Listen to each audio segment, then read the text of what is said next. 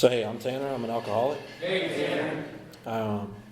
I appreciate this chance to come and speak with everybody. It feels like it's been a while, and Beth and Ryan certainly played a key part in my recovery, and really just coming to see other people and being comfortable, which has a lot to do with my story. But so just thank you all for having me tonight, and thanks Ryan and Beth specifically for thinking of me. So to start off with a few basics. My sobriety date is June the 24th of 2019. I have a home group. We are the New Freedom Group in Fayetteville, North Carolina. Our address is 3203 at Ramsey Street. We're right across from Reed Ross at Peace Presbyterian, so you're always more than welcome to please come visit us Saturday nights at 7. I do also have a sponsor, and he has a sponsor, and so on and so forth. And I really, the big thing for me is staying current with my sponsor, making sure he knows about everything that's going on, and obviously helping me stay on the right track. For me, there's really a lot that I could talk about, and anytime I'm coming to speak, I think about, I could talk about this. Last time I spoke, I didn't talk about this or that, And I think about these things, and I get up here and it's gone. So I got prayed up beforehand, and I'm just trusting that God's going to work through me and hopefully, share something from my experience that helps at least one person here tonight. One thing that's important for me to kind of talk about as well is I grew up in a household where alcohol and other substances were used pretty regularly. I in no way, shape, or form blame my alcoholism on my father. The only thing I really know about his experience in AA is that he tried going to a couple meetings while he was in a 30-day program before I was even born. But it's just important that you know that I saw it regularly, and I knew how it could impact the family, how it impacted my life. And, like an alcoholic, I can know it all day long, and I thought I was just kind of built different, and I would be okay. But look at where I'm at tonight. I was wrong. So, I always had this kind of idea in the back of my head that, a man knew his brand and knew what brand he liked. And I tried some experiments to figure out what my brand was. And all this really started about middle school. I was homeschooled, and really what my homeschooling was going to work with my dad while he was sweating out the night before. And stocking the beer cooler, slinging the cigarettes, ringing up lottery tickets, whatever, convenience store life. And stocking that beer cooler, I was curious about this adult beverage that I always, was told to make you feel better and, do things, but you have to be an adult to drink it. So, started off trying a sip or two here and there, and it tasted absolutely disgusting to me. But I kept trying new kinds, and to show you, how far gone I already was, because I never drank enough to feel it at that point. I had it in my head like I can't get caught. What am I going to do to not get caught? So I started purposely breaking it at the bottom and taking a little sip from the broken glass and then dropping it right in front of me between my feet so it would get on me. Thought I was like a mastermind, because a little bit would get on me and I could explain why I smelled like this, but I can't drink too much because I don't want to act different and catch on. I put a lot of thought into it. And, from a young age, about 11 or 12, I'm already showing some tendencies that I didn't know at the time. But the experiment continued, and I was like, I can only do it like maybe once or twice a week, and I thought I was a mastermind. Somehow I didn't get caught. I just never found the one that tasted right, because going back to that old idea, I just thought of, these all taste like crap. I just haven't found my brand yet. So somehow in my head I thought I was being very sophisticated and trying to become a man and find the right brand and flavor. I just haven't found it yet. With all that being said, my dad ended up losing that job at a later time. Unrelated stuff. He was doing the same thing in his own way. But after that point, the experiment stopped. my supply was cut off, so to speak. And, at home, it was really rough at times. My mom really had to pull some slack, and my parents did the best they could. I mean, if you could imagine me acting that way about the beer cooler, I was a handful at times. My mom was working 5 different jobs while my dad drank and used other substances, and I started to get really resentful with my dad. I'd sat there and I'd done this experiment myself, and all I could focus on was, if he would just be different, do different, everything else would be fine. And at a later time, when I come to find it's no different than what's described in the 3rd step. I had this idea in my head of how the play should be acted out. If the little bush was just pushed a little bit more that way and the spotlight was rearranged a little differently, my life would be perfect. Nothing would be wrong. But I ended up going into high school while all this was going on, and home life was home life. I did not know how to fit in high school at all. And I was really worried about what other people thought about me. And I was the same way at home too, leading up to this. I was never just comfortable in my own skin. I could walk into a room with 100 people and 99 of them just love me to death and worship the ground I walk on. But that one person that doesn't like me, I'm going to obsess over. Why don't they like me? What can I do different? How can I be different? And with that came a lot of deception too. I came from sort of a poor household, and so a lot of what I did was worried about lying about, what clothes I had on. No, these aren't my cousin's 5th hand-me-downs or shoes from Walmart or anything. I was just really hyper-focused about what people thought about me, and not knowing how to fit in, always just anxious no matter what room I walked into or who I talked to. What are they thinking about me while I'm talking to them? This is all just going on in the back of my head the whole time. I didn't drink except for twice in high school, and it wasn't enough to produce a feeling. But every time I thought about it, I wanted to try it. I wanted to go out and be the partier, and I just never had that chance when I was younger, which I didn't know at the time was kind of a blessing. And like many alcoholics, I was always in or always out, and I tried to throw myself fully into high school and having A's and playing sports, but it just didn't matter what I did. Whether I was throwing football, whether I was shooting hoops, whether I was playing guitar, piano, no matter where I went, I just couldn't find my people. And what it resorted to is I had these extreme moments of selfishness where I'm just really full of pity, woe is me. People just don't understand where I come from and what it's like, and on the other end of it being there's just something wrong with them. And this whole time, this battle's going on within me, and I just don't know what to do. I'm just a lost high school kid with no idea of what's going on around me or how the world works, really, at that point. So flash forward a few more years to college, and this is when I would end up drinking. But I'm the same way in college. I want to be away from people, kind of stick to my own. I've already had that experience in high school. People are just messed up. Just stay away from people. But I was working at a fireworks store with a friend of mine from high school who was a couple years older than me.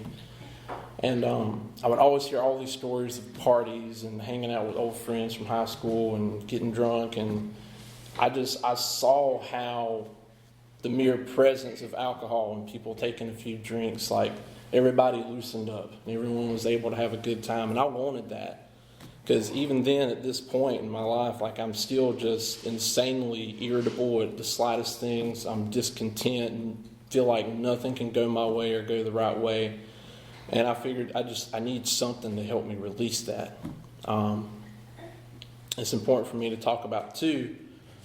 You'll see it pop up later in my story. I was always back and forth with religion. I was that fiery teenager at a Christian school that was I just saved and, I'm living different. And then I'd wake up the next day and everything would be the same. And it's like, well, I just sat here and I prayed with the youth pastor and all that, and life's still the same. Like, what's the purpose in all this? Nothing's changed. So to me, at this point, religion or anything that mentioned God was made by man to control man. And I thought I was brilliant and came up with that myself. Apparently I didn't. And at the same time, I'm going to college, and whether it's my biology class or political science class, everything's talking about how, in some way, shape, or form, their field proves there is no God. So, I'm already bitter. I'm already feeling like the world isn't, basically the world's working against me. And then I'm like, yeah, that's it. I've got the ideas all figured out. There's no reason for anything. We're just here. We just exist.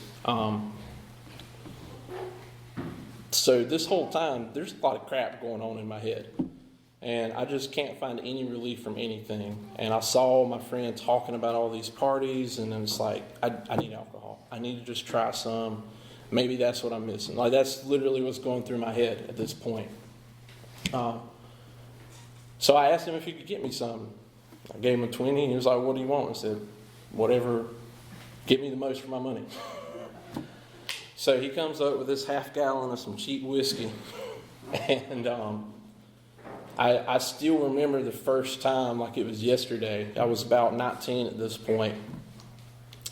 And I remember taking one shot and feeling it burn on the way down. I was like, oh, that's different. Kind of like that. And a couple minutes pass, and I don't feel any different. It's like, well, maybe another. And, the process, rinse and repeat. I'm 10 deep before I know it. And I'm like, man, this is crap. I can't even get drunk. And then I stood up and it hit me. And I felt it just kind of start in my stomach and go through the rest of my body, that warm, fuzzy feeling.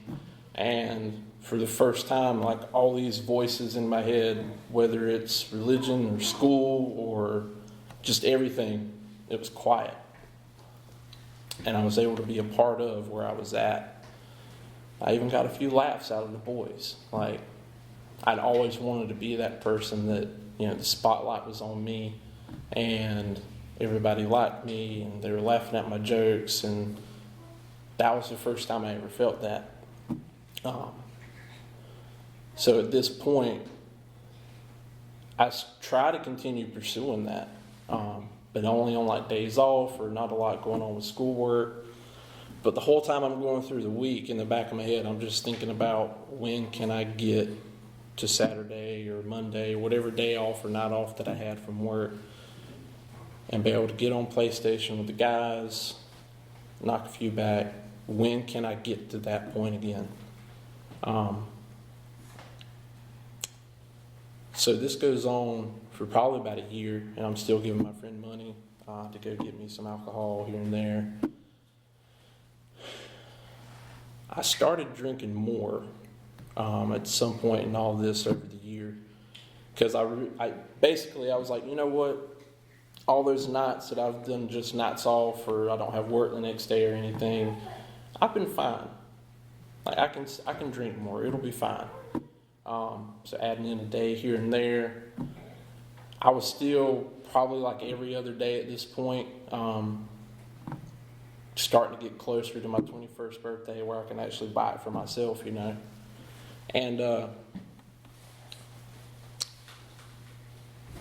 that friend, I texted him one night, come bring me some more. And I'm not going to go into detail other than to say I was very drunk and I couldn't even walk down the hallway. And what happened, I didn't want to happen. And I couldn't do anything about it. And from there on out, I purposely drank to forget what happened. And it troubled me a lot. So that was right at my 21st birthday. So I was able to drink every day for the next couple of weeks, and then start buying my own. I didn't have to contact that person anymore, that kind of thing. And no matter how much I drank, I just could not forget that. And being the person that I am, that continues, and I ended up graduating college. And basically, I was living with my grandma through all this, trying to hide it from her because she had been through hell and back with my dad. And she ended up having a few mini strokes. As you can tell, it's kind of hard for me to talk about this still, and it always surprises me. But I was her only caretaker for a while. And because of that, I was like, I can't drink. And I would beg and beg and beg family members to come help me out for a night or two. And really the only reason why I wanted help was so I could drink. At the time, I was really practicing a lot of deception, even with myself, and saying, I'm young. I shouldn't have to be worrying about this. I just graduated school. Like, I need someone to come help. That way I can find a job. But behind all that facade was really, I wanted some space to drink and not have to be the one to drive her to the hospital if something happened. It got to the point where, she just couldn't stay at home anymore. And she ended up in the nursing home after many months of in and out of physical rehabs and more strokes along the way. And I would end up losing her brother, my great uncle, who was like a granddad to me, because I'd lost one granddad when I was like 11. The other granddad I never knew because he died when he was 26. So her brother, my great uncle, was really like a granddad to me and really stepped up and knew that I didn't have a granddad. And he was trying his best to kind of step in with my mom and my dad and just be that safe place for me. He passed away from lung cancer. And it tore me up. So just like I did with that prior event, I tried to drink to get over it. And then I lose one grandma, and then I lose another the grandma that I grew up with, really. And if you know me, you've heard me talk about my grandma June. Like, she was my best friend. She was my mom. She was everything. She's the reason why I had food a lot of times in high school and why I actually had somewhere to go bathe and wash my own clothes.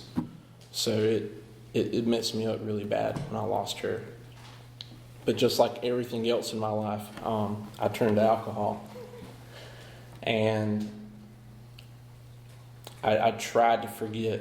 And the one thing that I really struggled with, and I ended up having to write a letter to her to make amends later on, was I had a chance to see her one last time that week she passed away. But I stayed up all night the night before because I was supposed to take her to a dentist appointment. And I drank. And, it's 7 o'clock in the morning and I'm finally stopping, the binge for the day. And I'm supposed to pick her up at 9. So someone else ended up having to take her. And then just a couple days later, she passed away. And that was something I held on to for the longest time. Like, at this point, I knew it was a problem. I knew I needed to cut back, but I didn't do anything about it. This whole process just kept getting worse and worse. Basically waking up and drinking all day long. Basically, I would wake up, drink, pass out, then wake up, drink, pass out. And I was living by myself at the time, so I didn't have to worry about hiding it from anybody. It was pretty easy to live that life. So all this is going on, and I just don't want to feel anything. I don't want to remember anything. I don't want to feel anything. I want to be able to do the same thing, just hang out on the PlayStation with the boys and live my own life and be okay. At some point, it stopped happening. And the whole world around me started coming back. And what I mean by that is all these same problems of anxiety and worrying about the people in the room. It was back full force. And it didn't matter how drunk I got. It just nothing worked. And one of my cousins actually told me that I probably need to consider cutting back some if I'm starting to feel this way. I knew he was right. I didn't know what to do. And I started really thinking about it. So I kind of set out to try to wean myself off of it. Because at this point, like, I'm on my phone, I'm Googling stuff like, how do I stop drinking? And I'd never heard of DTs before. And I'm starting to read this, and I was like, you're telling me if I stop drinking, I could die? Cool. So I even in the back of my head, like, I'm using not drinking as a way to say I need to keep drinking more. But I decided to seriously try to wean and cut back. But the more I tried to control it, the worse it got. Whether it was keeping a drunk log of what time I drank what, I never only got past maybe 1 or 2 in that drunk log for the day, by the way, before I stopped keeping track. Before 5 minutes felt like 30 minutes, and it was okay to take another. Oh, that was just 5 minutes ago. So the whole year before I finally called the hotline for my area, I'm trying all these different ways to control and stop my drinking, and it doesn't matter what I try, nothing's working. Whether it's my friends telling me, hey, you really need to cut back. Telling me it's not that you can't do it, it's that you don't want to. And, I wanted to stop. I would swear up and down, like, today's the day, I'm not drinking anymore. But it didn't matter. It didn't matter what boundary I tried to set in my head. I would either end up just like Bill W. talks about. It's like, how did I get drunk? And I'm banging on the counter like, how in the hell did I get here?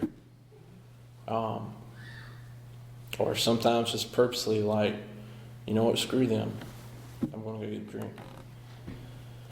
But I'm still Googling stuff. I'm trying to figure out how to stop. I'm downloading apps that are like sobriety journals that did not work for me. If it does for you, cool. But at the same time, I'm still struggling with this idea of God. And I prayed a few times and I felt like I was praying to someone that wasn't there, or didn't care about me, or just was out against me. Because I still had that idea, if you lived the kind of life I did, knew what it was like, you would understand. You would want to drink this much too. You would not want to feel or think about anything. So I mentioned that because I came across the 12 steps when I'm Googling all this. And I was like, hey, I've heard about it before, a little bit. And it pulls up the steps and I'm looking and I like zoom in. It's like the word God. And I'm like, I knew it. It's another church. Like, I'm done. I'm not going. That was probably about 6 months before I called the hotline, if I even remember that right. But I'm going back to school during this time period too to try and earn a master's in teaching, and it just doesn't matter what I do. I don't know how I got A's. I really don't. It wasn't my hand doing any of that work. But right before I called the hotline that June, because I called the hotline June 23rd, the day before, the day of my sobriety date. I'm just a mess, and I don't even, to this day, I can't tell you exactly what happened in the 3 months leading up to that. I know I was taking classes. I know I was trying to sell life insurance too. I somehow got certified in that, was trying to do that, sucked at it. You go figure. So, if anyone's out there and you've heard me on the phone trying to sell you life insurance drunk, I'm sorry.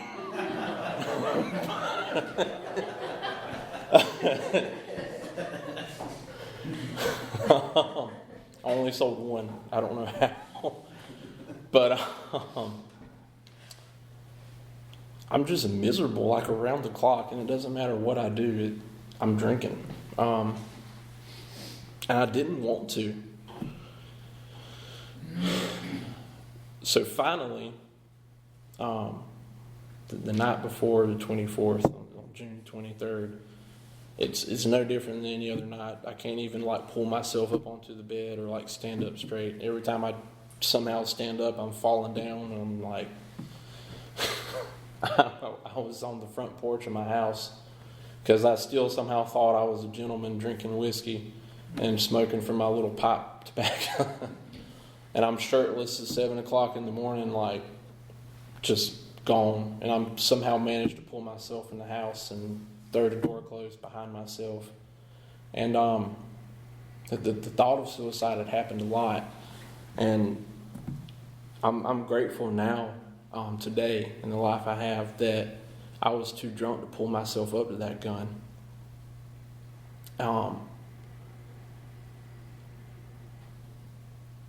I would have missed out on a lot.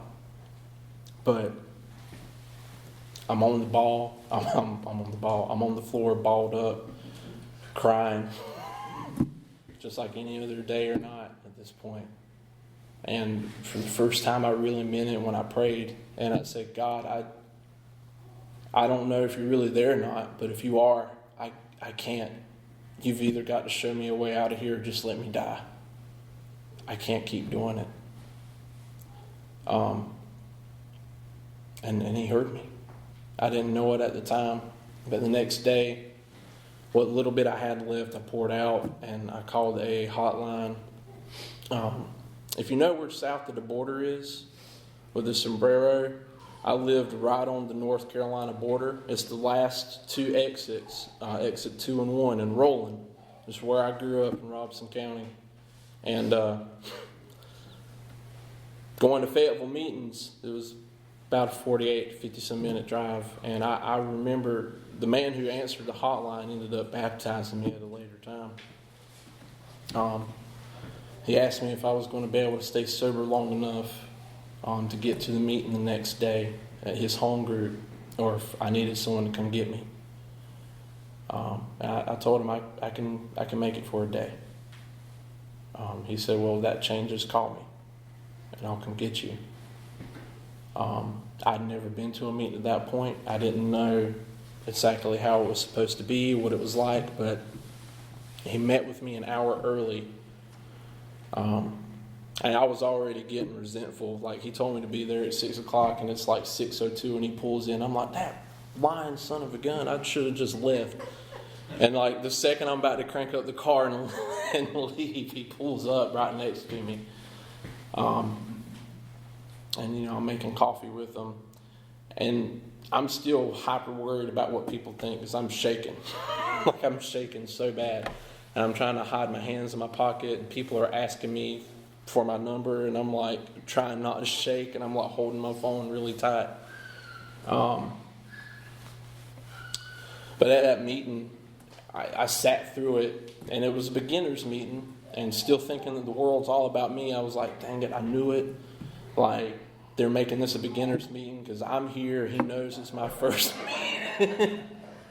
It's my world. Everyone's just living in it at that point. And the meeting starts, and everybody just kind of briefly shared their story, about 5 minutes or less. And it didn't matter who said what. It didn't matter if it was a white male in his 40s or a black woman in her 20s or a Native American man who became my best friend in recovery. When they went around that room and shared their story, every single person, there was something I could relate to.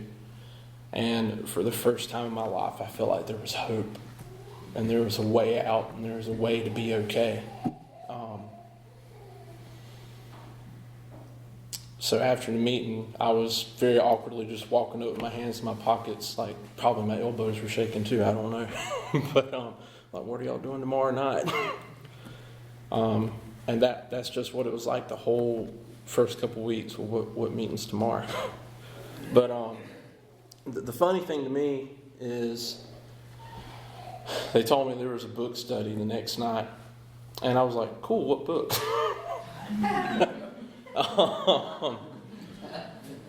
Where can I get it? And the next thing I know, it's almost like an out-of-body experience with like ants just running around me, and I get a book placed in my hand. There's like, it's this one. We've started in the doctor's opinion. We're only like a few pages in. Just read up to this page and come tomorrow night. Whatever, we'll get you caught up. Because at the time, the man who would become my sponsor, and I guess a brother sponsee of his, and like their actual sponsor, were carrying all their sponsees through the steps together, kind of like MEDOC. Because quite frankly, they just had so many sponsees, they didn't have the time to sit with all of them one-on-one, so they took them through as a group. And that's also how I agreed to go to a detox the first time, not knowing what it was going to be, because they said, oh, we're going to detox tomorrow night. You can come if you want. It's like, yeah, sure. And I show up, and it's like, oh, yeah, we're sharing our experience. I was like, we're what?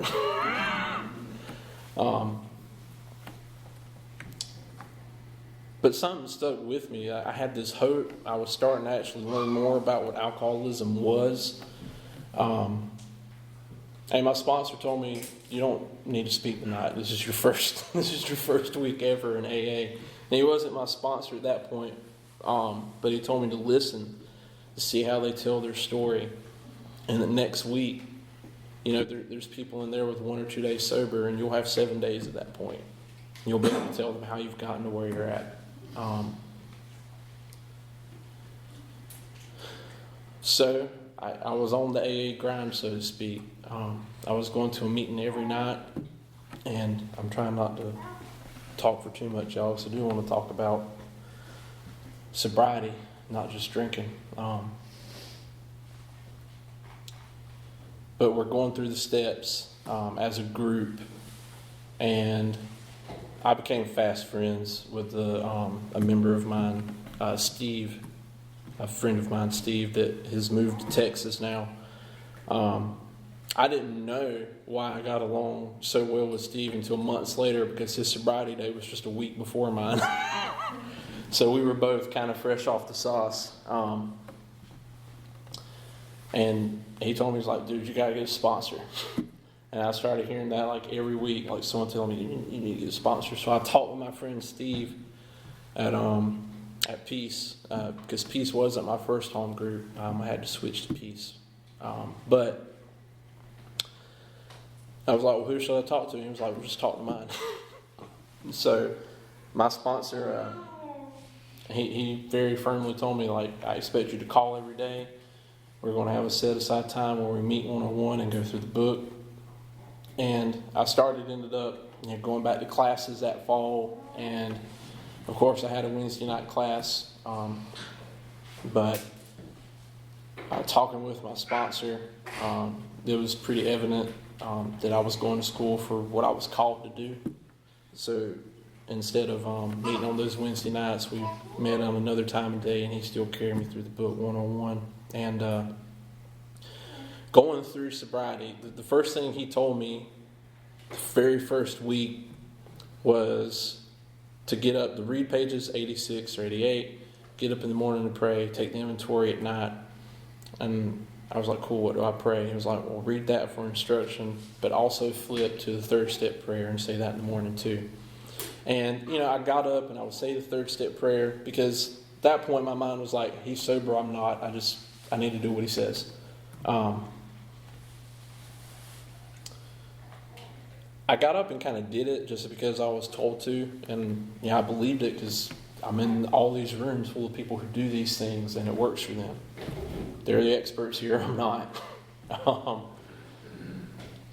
But until we sat down and went through the third step together, that was, for me, the first time that I really started to come to this spiritual experience and feeling like God was there in that room, in that moment, working in the both of us. And same thing when I came to the fifth step. I was really scared of the fourth step. There were tons of guys from the rehab that went to the meetings I went to. They were like, kid, like, you haven't been in jail, you haven't gone to a rehab, you haven't lost enough, you're not going to stay sober. not for long. You won't get a year. And it scared the living hell out of me, especially when they started talking about the 4-step and how it's just going to be this big dramatic thing, and I probably won't get through it. And I got to the 4-step, and it was like I couldn't get it done fast enough. I was ready to just get all that stuff gone and out of me. I would get the instructions on what to do, and after a couple of days, I would call my sponsor and say, "What's next?" And he would say, "No, wait until we meet. Just pray over what you've written so far and add to it if you can think of anything else to add to it." And that's what I did. Because the other thing that he told me was, in between the times we meet, don't try to read the book on my own. That way I don't get confused about anything. Read the personal stories and underline everything you relate to.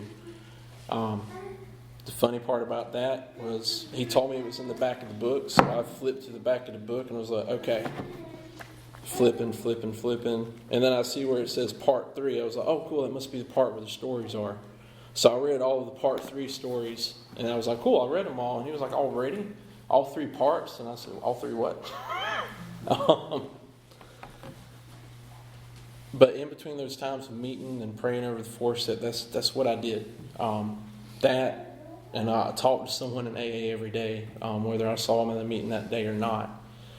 I went through the 5th step, and I'd had that sort of spiritual experience with my 3rd step. But when I got through the 5th step, y'all, it was like this weight had just been lifted off of my shoulders. And I walked out of that church for the first time at peace. That all this crap that was in my head was dealt with. And I know what to do, so to speak, to tie up the loose ends with the amends. Because when we sat down, we didn't just go through the 4th and 5th step. We went 4 through 9.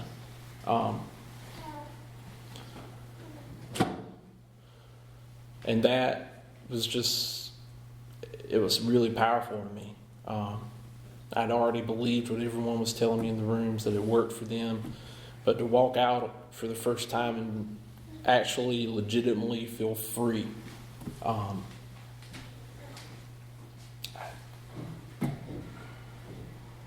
It can work for you too, if you really, really honestly work it.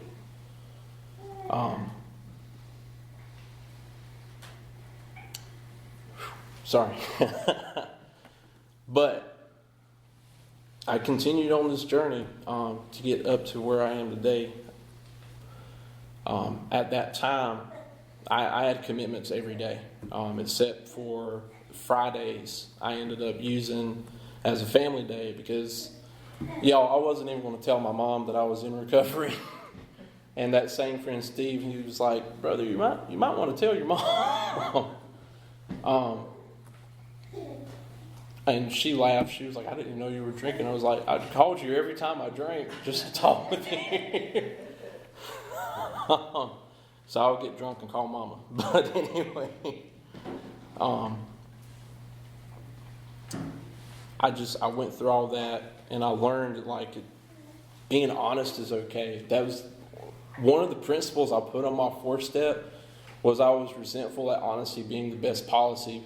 And my sponsor looked at it and said, "You're resentful at being honest?" I was like, "Yeah, it keeps me from getting what I want."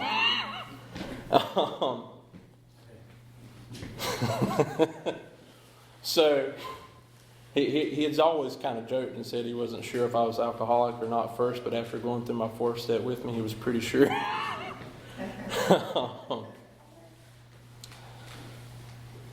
But Fridays I would use as family time because it was getting to the point where I was just neglectful of my family. God got me sober for a reason, and it's to help other alcoholics, but to also be present for those that are in my life. Because I went I don't know exactly how many months, but I went months where I just talked to her on the phone. I didn't even see her because I was just meeting.